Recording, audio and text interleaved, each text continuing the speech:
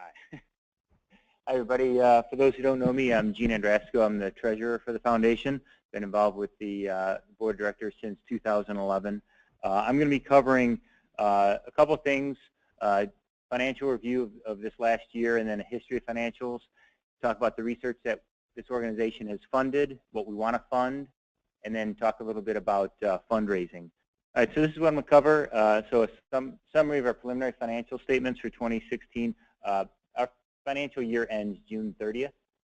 So I've racked up the numbers for over the last couple of weeks. We're just tweaking things a little bit, but this is 99% done. I'll show you the highlights there. Review of the fundraising activities that we've done over the last 7 years, and a review of research that we funded.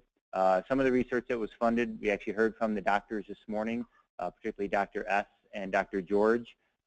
We've funded, I'll talk a little bit about their, the research that we funded there. There is a list of other research that we want to fund that doctors have come forward with, and our MAB, our doctors board has said, yes, this is something we should pursue, but we need money to do all these things. So I'll go through that. And then some fundraising ideas to help us get the money to do this additional research. All right, so the 2016 year in review, overall is a decent year. We brought in $311,000. $297,000 of that was donations.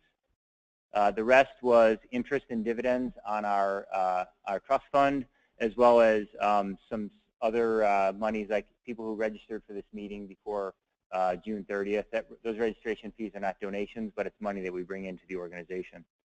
The $311,000 was $214,000 higher than our expenses. So we netted quite a bit of money this year, which was a great thing. I'll talk about our expense controls a little bit later.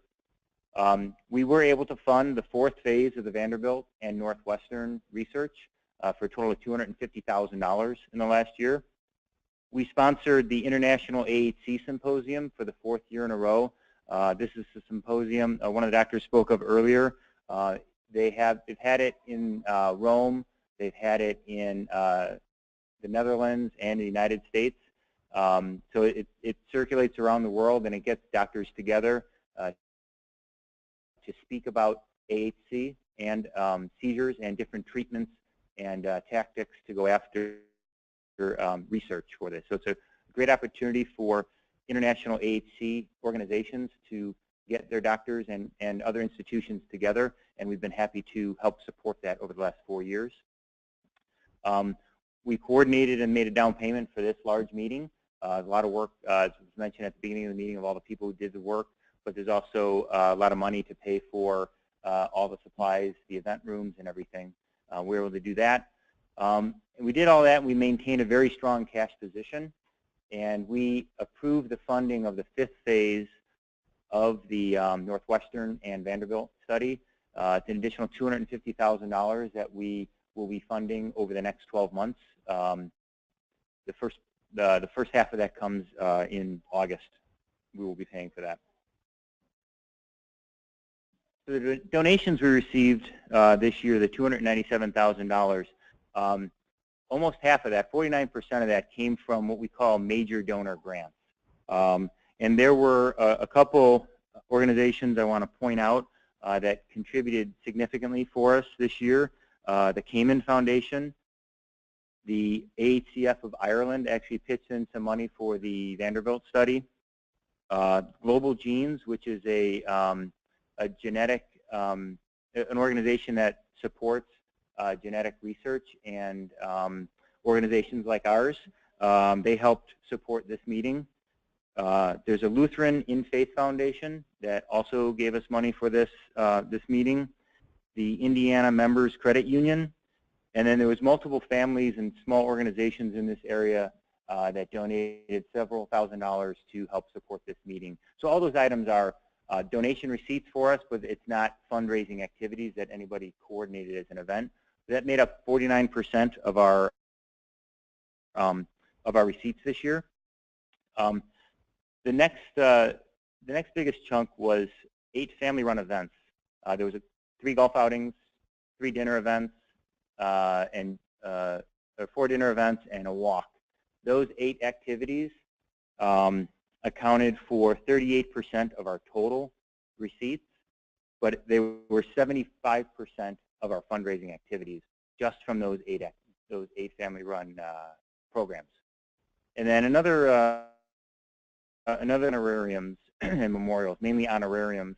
Honorariums, if you've been on our website in the community area, people, I think there's about 12 of them now. Families put out a story about their child with AHC, has a picture of the child, tells the history, and it's a way for families to communicate to their contacts. They can email out a link to that. People can read the story, and then right from that page, they can donate to the foundation. And we received 7% of our funding this year from those pages. That's something that's been a very kind of a low impact, kind of easy thing to do, to coordinate, to write up this letter, and then send out communications via email to all your contacts. But that makes up a lot of money as well. But why isn't that showing everything? All right, so there's a couple points aren't showing on the screen. But one of the other things I want to point out is family fundraisers was another 3%. And this is meant probably 12 to 15 different small events that people have done in the last year, whether it be somebody running in a 5K and they just get people to sponsor them and donate the money. Some of it is people having an event at work where they can wear casual clothes on a Friday. If you pay $5, you can wear jeans on a Friday. We did a flower sale. That's another small event. But all those small events combined made up 3% of our receipts this year. So we brought in $297,000. I mentioned that our expenses were low relative to our receipts, which is great. So most of our spending, 72% of the spending, was actually on research. And we've committed to at least this amount in the next year, so another $250,000 next year. 13% of our spending was on fundraising, and actually that was elevated a little bit. We had a major event last year, a major fundraising event, Wine, Women, and Shoes, out in California. That was our top event last year. One of the it was late in the fiscal year, and one of the bills came in late, and so it didn't get paid till this year. And that actually represents 70% of the spend in fundraising this year. So that percentage would be a lot lower without that one item. And then 12% on overheads, and actually 12%. If you look at charities, you want to donate to a charity that has a low overhead percent. 12% is not as low as we want it to be, but that's not because we're spending a lot of money. It's because we're not taking enough in. So as we increase our receipts, our donations, this number will go down. Actually, the absolute dollar amount is the lowest overhead spend we've had since we've been recording books. And I'll talk a little bit about how we got to that lowest amount. But we were definitely focused on reducing our spending on non-research and education-related items. I'm going to go through some historical over the last 7 years. There's a lot of things in here that I, as a board member and a parent, I'm very proud of and very happy with. But then I'm a financial professional, so I don't get too excited about good news. I have to say but a lot and bring back to reality, and I will be doing that as well. And the big but is our mission is not accomplished, so we have to keep going forward. But we have accomplished a lot in the last 7 years. We raised over $2 million in donations, and we funded $1.5 million in research. That's actually $1.5 million that we have spent. We've committed another $250,000, as I mentioned earlier. So when you combine them, it's almost $1.8 million of the $2 million we brought in. We've committed directly to research. And at the same time, we've increased our reserve, our cash reserve, our trust, by 25%. This will help us fund future research. And what we really want to do, we've talked about this in the board, is we want to get that fund up really high so that our interest and dividends from that will cover our overhead, so that we can dedicate all of our donation receipts to education and to research. So that's what we're working on. We made a lot of strides in the last 7 years in getting there. We've provided financial support for 4 medical conferences in the U.S. and Canada, or in Europe, to promote the collaboration of researchers around the world to help speed up the research and finding the cure. We've funded several of these family meetings. We have these meetings every 2 years. As I mentioned earlier, they are not they're not cheap to do, but they are very important. And so we continue to fund those. We've reduced our overhead spending by 25% in the last 7 years, and we've really focused on aligning what we're spending money on. We want to spend money only on things that help us support the ending of AHC. A couple of things we've done specifically to reduce costs are we reduced our rent, insurance, and taxes. We used to rent a physical building, and along with that, we had to pay insurance, utilities, and we realized that we didn't need that extra space. So we got out of that arrangement, and we have what's called a Regis virtual location, and we have a mailbox someplace. We have the right to office space if we want to rent it, but it's a very nominal fee every month. And so we've reduced, and there's no insurance and taxes on that location and utilities. So that reduced that cost by 85%. And then our investment fee, we worked with our investment advisors to restructure the fees that we pay for them to monitor our money and help us invest. And although we've increased our trust by 25%, we've been able to reduce our investment fee in absolute dollars by 35%. So those are the things we're doing to help use the money that we are getting more wisely. This graph just shows the $2 million that we've raised, the years that we've raised it, and you can see each, years are different. Some are small, some are big, and the differences are driven by a couple things. One is sometimes we have events that families run that take in a lot of money, and then they don't repeat those events in subsequent years. In addition, there are years where we have one-time grants that people give us that aren't repeated in the following year. So we have an ebb and flow of our donation receipts, but this is how it stacks up over the last 7 years. Here's a little different look at that fundraising. This shows the donation receipts we've got. The blue bar is donations from fundraising activities, and the green is from any grants that we've received or one-time grants from foundations. And examples of those are several years ago we got the Pepsi Challenge grant. We've also received large donations from an anonymous donor in a couple of these years. And then the Cayman Foundation, Lutheran In Faith, Global Genes, AHC Ireland, and multiple family meeting sponsors that I mentioned earlier are also examples of those grants. So over the 7 years, we've averaged just under $300,000 of total receipts. But in 5 of the years, there's a significant portion of our receipts that are kind of the one-off grant type of thing. So the average donations from fundraising activities is $182,000, and that's a number that, as an organization, we need to work on increasing as the years go by. The one-time one-off grants are great to get, and they significantly increase our receipts when we get them.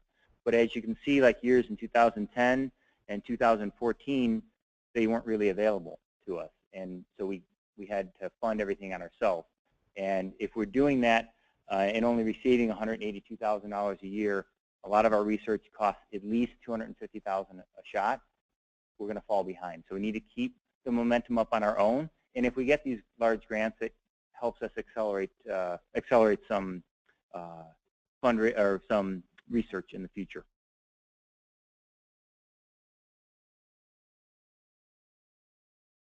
I want to show you a breakdown of our donations that we've received by donation type. And there's some things aren't showing on the screen on the graph. I'll talk you through those. But 42% of our donations are coming from 3 types of family-run events: the walks, the dinners, and the golf outings.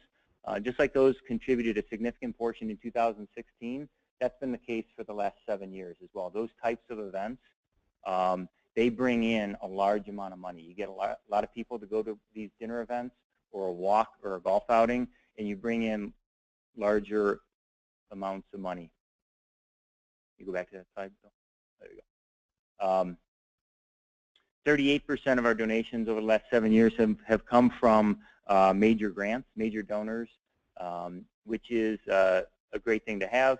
Honorariums, as I mentioned earlier, those are a low effort activity. I think it's definitely a future growth opportunity. Any parent can write up a letter and get it on the website and have it as a donation thing. It's a great thing to send out to all your family and friends. And all of your contacts in your email contacts. You can send out a quick email with a link to the website, and people can read through it and post a donation. We see a lot of that activity on those, particularly near the end of the year in the holiday time. It's a great time to send out a reminder to people if they're looking to make donations at the end of the year in the holiday spirit. It's a great time to do that. And then family fundraisers over the last several years, about 4% of our donations, and there's been about 80 different types of events. And I'll talk a little bit about more detail about what those are in the next couple slides. You see, from this graph, you can see that we get donations from multiple different types of events and different types of people over the last 7 years.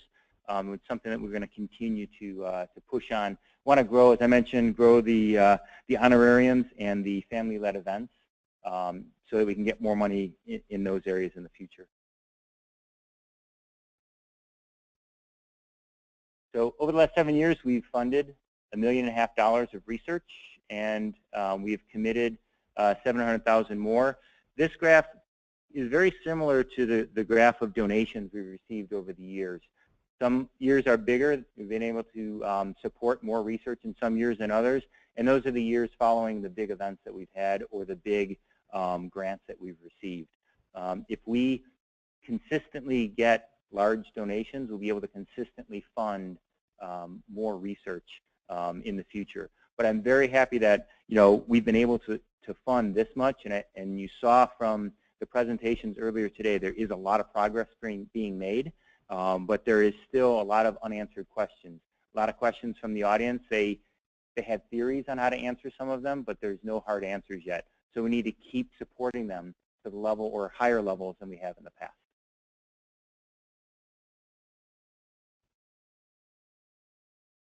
So some of the research we funded, I want to list out here. Just give a quick sample of this. But importantly, on our website, and here's a link to it that we will send out also, there's a list of all the projects we have funded. It gives a quick synopsis of what the research was to do, but importantly, many of these have a link to the research findings. And you can see the published reports that came out from the doctors so that you can understand where the money that we spent went and what it was used for and the results that came out of it. So the main ones that we've done, Dr. Svoboda in Utah did the study on genotype phenotype and created an online database. Dr. George and Dr. S, as I mentioned 4 years we've funded their research, and they're continuing to make progress there. The 5th phase is coming next year. We actually partnered with the AHC Ireland organization a couple years ago for a study in the Netherlands. And then Dr. Svoboda, we did some other research for us on the causes of the gene mutation. And the big one in 2012 was the study that identified the gene or genes that cause AHC. And that's the one that started a lot more work because they found something to focus on. Now they have something to focus on, and we can continue moving forward. Here's a list of additional items that our medical board has reviewed and said they are valid projects that we should fund. There's $470,000 worth of them over this list, but we currently don't have the money in the budget to afford any of these. So we need to step up the fundraising activities to help get these moving. And some of these, 2 of them are actually related to the Northwestern and Vanderbilt work that's been going on. So accelerating some of the treatment research, as well as accelerating and maintaining the mice models, which is a critical thing right now. We need to the mice are not cheap to maintain, but we need somebody to monitor them and continue to do tests with them.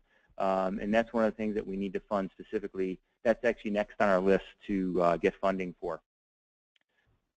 But this is just a list for the next 12 months that we have vetted and want to fund or need to fund.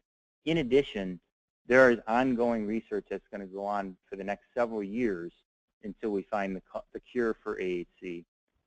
Examples of that would be continuation of the mice models, the next phases of Vanderbilt and Northwestern, and then gene sequencing to find the remaining causes, because they talked a lot this morning about a couple of the mutations of the ATP1A3, but we have not found that every patient that has been diagnosed fits into one of those buckets. There are some patients that we have not found the mutation yet, so we need to continue that work as well to find what's causing their disorder.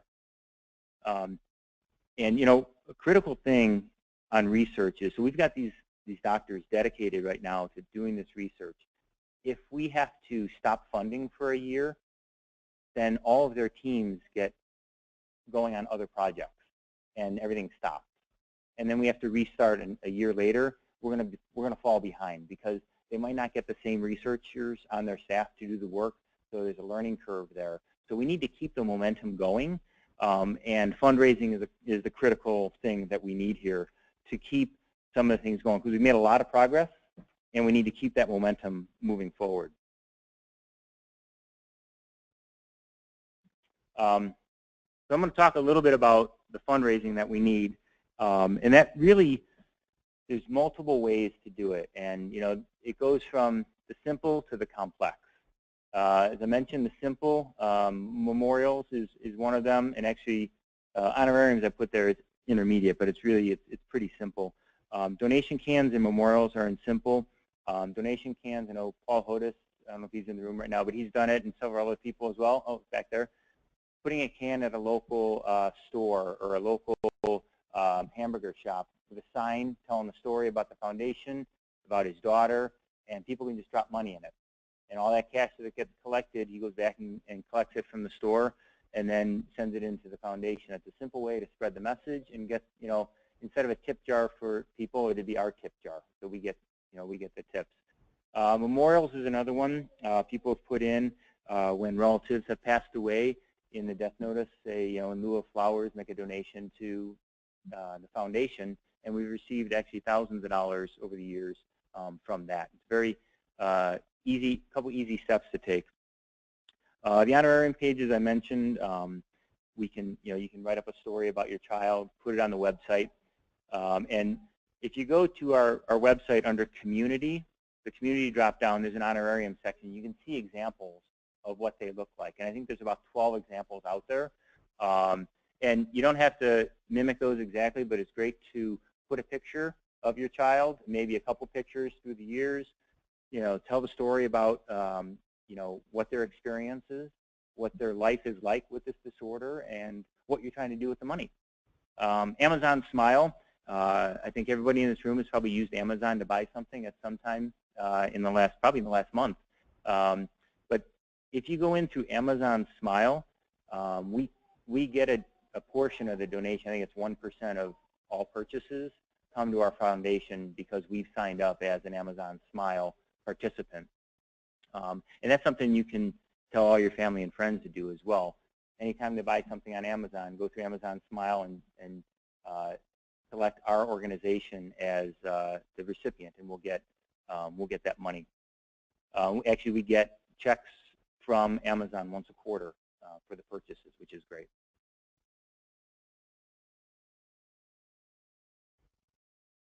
Right now for the year, we've gotten about $2,000 in total in the last year.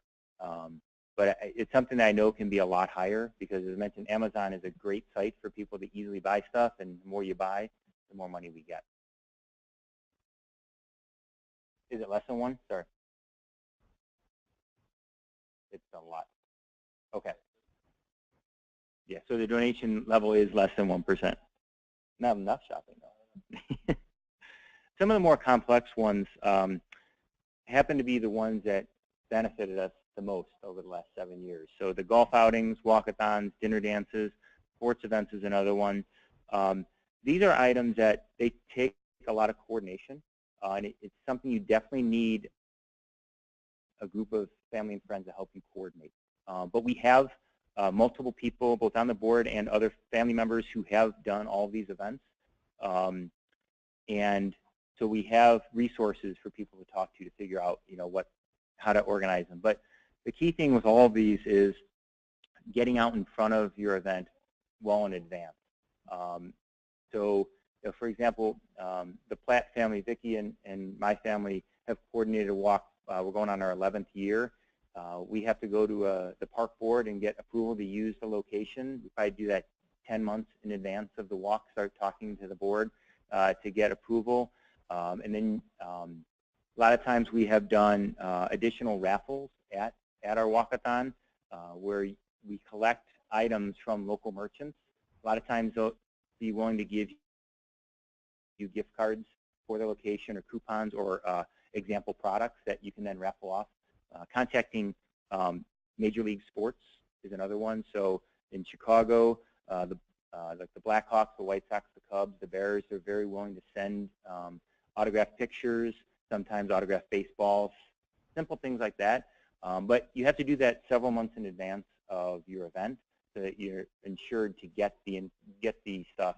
And that's why I say you have to have a team of people working with you to help organize it, because it is very difficult, particularly dealing with our children and regular life. So you have to split it up. And I think, a lot of times when I mentioned earlier that we had some events that people did that were very successful, but they didn't repeat the next year, a lot of that is because it is a lot of work to do it. And when you get done with an event, you're kind of exhausted, and you're like, oh, I don't have the energy to do that again. One thing that I found out, though, is when you repeat them, over the years it gets easier, because not necessarily the work itself, but the coordination. It kind of becomes routine. You know what to do. Okay, we're about 4 months from the event. I know I need to do this. Or you create yourself a checklist, and you just get used to doing it. And the repeat the repeat events have been consistently strong for this organization. Several people in this room have run those. And although it is a lot of work, you saw on the charts earlier, it's been the largest benefit of fundraising for us.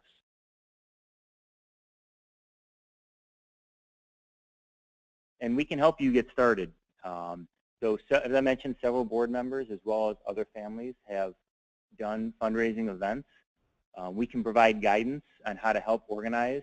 But we also have, on our website, we have donation and expense tracking templates that people can use. And just starting out, getting ideas on what types of fundraisers you could run in your area. We put out a list of those events under the fundraising drop-down on our page, and it has a list of ideas. It's not an all-inclusive list. We're open for new ideas, but this lists out the types of events you can run or types of things you can do. It also gives a short description of what those events are and how to coordinate it. And then definitely contact us with any questions you have. The contact information is on the website. So I think Vicki's name is on there, and you can reach out to Sharon directly as well, and they can direct your questions to either the families who run events like you want to run, or other board members that can help with you with anything you need.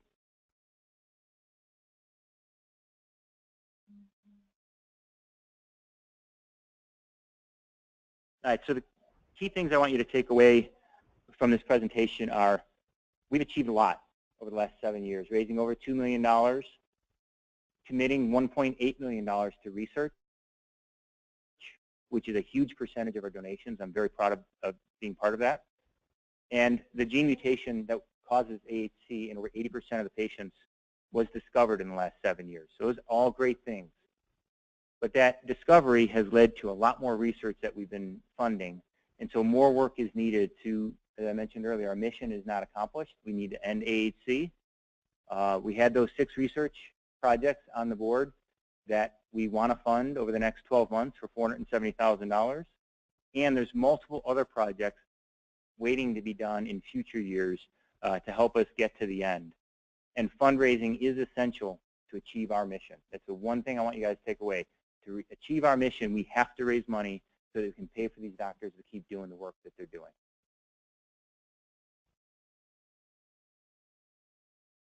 Are there any questions?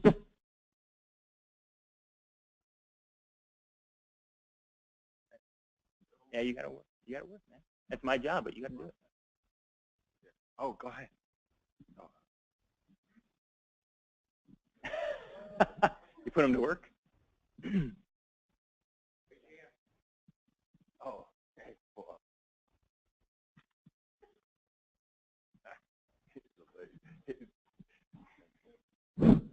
well, thank you, Gene. We appreciate all the knowledge and information. I just wanted to add on the honorariums that it does 2 things. It personalizes the donation when people see your child's story, and you do get repeat donations. We get the same families that donate year after year after year.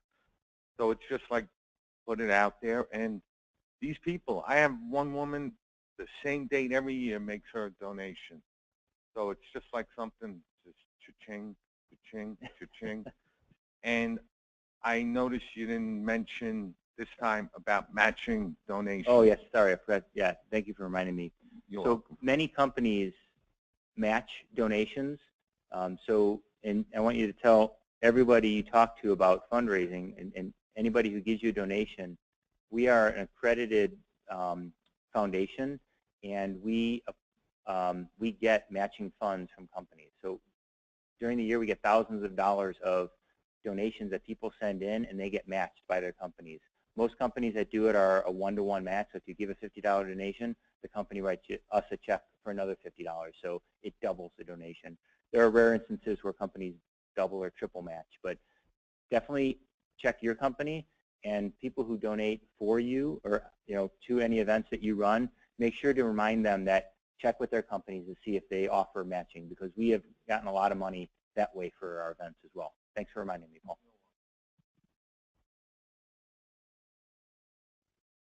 I got a question.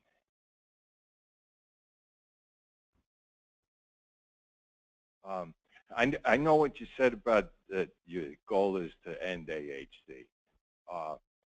When you listed off the amounts going to be spent in the next 12 months,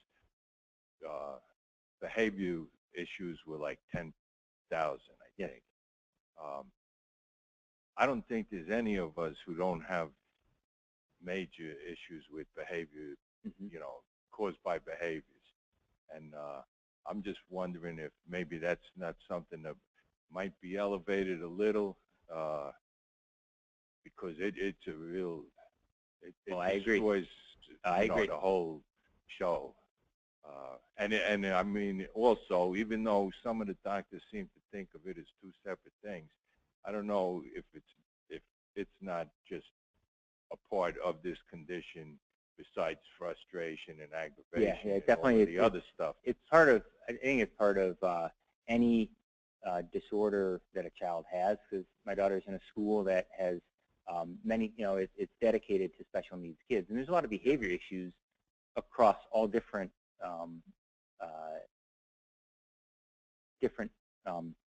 what's the word? Conditions that people have. Right. So it's not specific to this one, but you're right. Funding something for research on, or a program for behavior is definitely something we need to do. Actually, tomorrow there's a speaker coming in to talk specifically about behavior, and definitely in my house that's a big deal, and it's something that we want to help fund. So I agree with you, and we will work on that.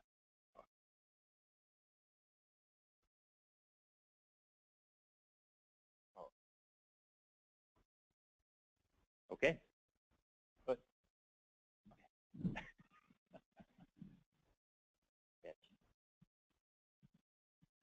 I just wanted to add that, Gene, some of those numbers up there are pretty big. And when I put my bucket out in front of my local grocery store and I get my hands full of change, it doesn't feel like it's going to make an impact. But it really does. I think one of the takeaways also should be we have a lot of little things coming in, and they really do pile up. So if it doesn't look like it's an achievable thing, it's because you shouldn't focus on funding, your fundraiser shouldn't focus on funding a $125,000 research grant. But if your fundraiser raises $5,000 and we multiply that across the board, then your impact really is a large one. Yeah, very good point. Thank you. Because we, as I mentioned earlier, in the last 7 years, the family fundraisers we had 80 to 100 small events, but it still accumulated thousands of dollars to help us reach our goal. So it's a good point. Don't stress out about, oh, if I don't raise $10 or $20 or $30,000. Do what you can, and most importantly, learn from what you did and grow on that. I mentioned we're doing our 11th walk this year. The first walk we did, which Vicky's sister organized, it was not a huge success. We didn't make tens of thousands of dollars. What we did is we got together about a month afterwards and said, okay, how can we make this bigger? What else do we need to do? And we've consistently been able to make tweaks to it every year, but learn from it. Don't get discouraged if your event isn't, making tens of thousands of dollars right off the bat, or even if it doesn't ever achieve that. If you're continually doing something, you're continuing getting the message out there and getting your friends and family to help support us, we will continue to fund research to find that cure. I don't know. The last thing that we want to make sure you guys understand is, our major goal on the finance committee is to make sure that there's enough money to self-fund the foundation so it doesn't close. So there's enough money and interest coming in every single year to make sure that everybody's covered and everything we do will go to 100% of the research. The decision on the research and where we put the money is obviously a board decision. If you want to join the board, you raise your hand and talk to somebody, right? We have some open seats. So we're not just throwing money out there. There's a lot of meetings and research to figure out where we should put this money and what we can afford at the time. But the goal is to make sure that we can maintain. We spent a lot of time this year on investments to make sure that we can maintain that money and make sure that we have enough overhead to cover the life of the foundation. That's important. You should know. That raised another question. That was an ending statement, actually.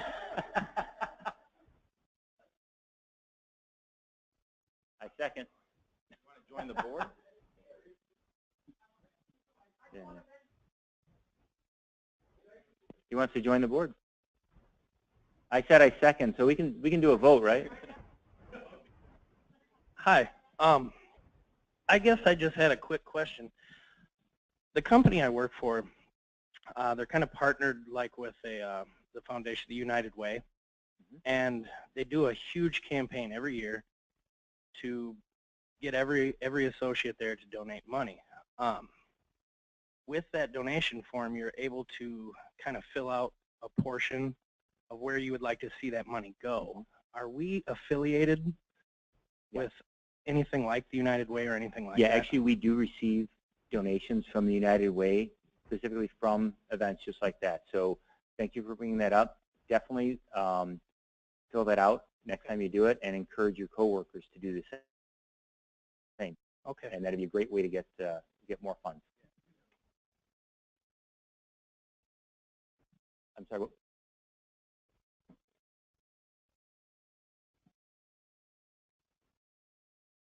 Okay.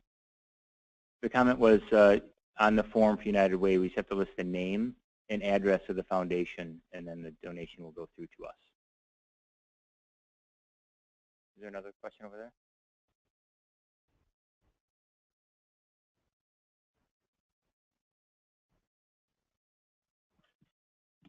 And I've never done it that way before.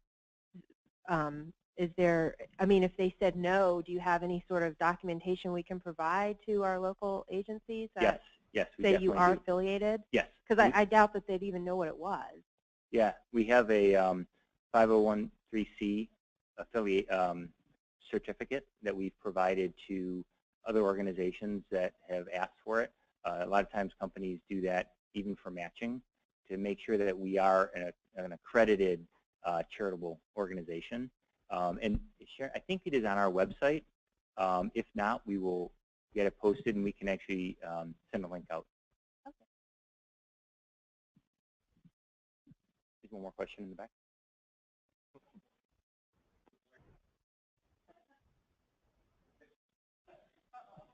Are there any other, outside of United Way, is there a specific list of other companies, foundations that do this type of donating?